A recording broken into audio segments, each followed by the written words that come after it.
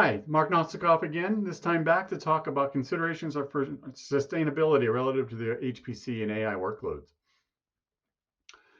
These are a list of items that are actually repeats from last year's ISC market update briefing, but are worth mentioning again as sustainability and related energy efficiency concerns remain top of mind for sites as they plan their new procurements. The new compute elements, highest performing SKUs are reaching and even exceeding a kilowatt for power consumption, which exacerbates the rising energy costs that are also occurring and driving up overall expense for running the data center, running the systems, running their application workloads.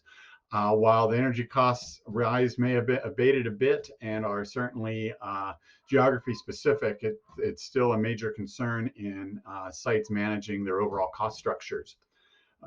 Also on the radar of procurements is the either current or pending or anticipated legislation and regulation relative to energy efficiency of data centers, of mandating certain percentages of reusing waste heat and associated other efficiency items. All of this is relative to the rising concern of environmental stewardship, pretty much across the board globally, for folks wanting to really respect and optimize utilization of our resources. What's also happening and occurring that we're seeing more of is that as users go to and run their applications and workloads, whether it be in the cloud or on premises, there is a rising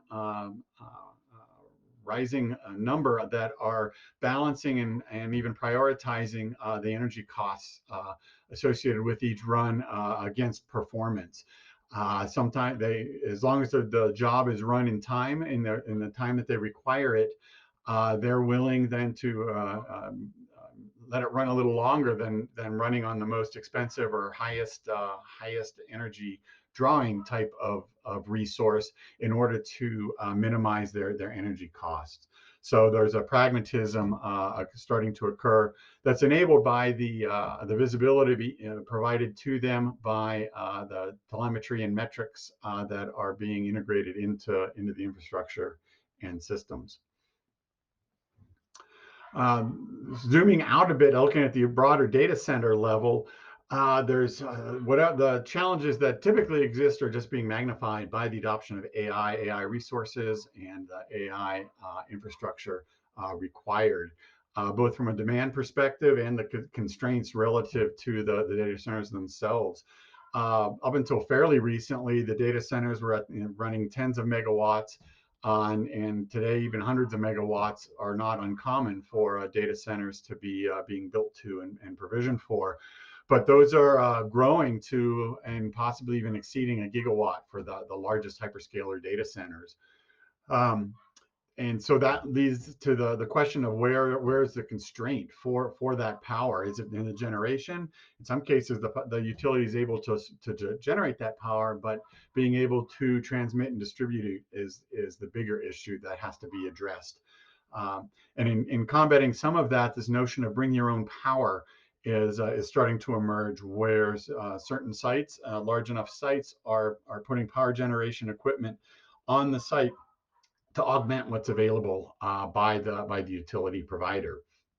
And all of this is required. Now, as mentioned on the prior slide, with the rising power demands of the compute units, which is driving the rack power densities from tens of kilowatts not too long ago, that now the cabinets are being designed to be able to provision and support up to 400 kilowatts per cabinet.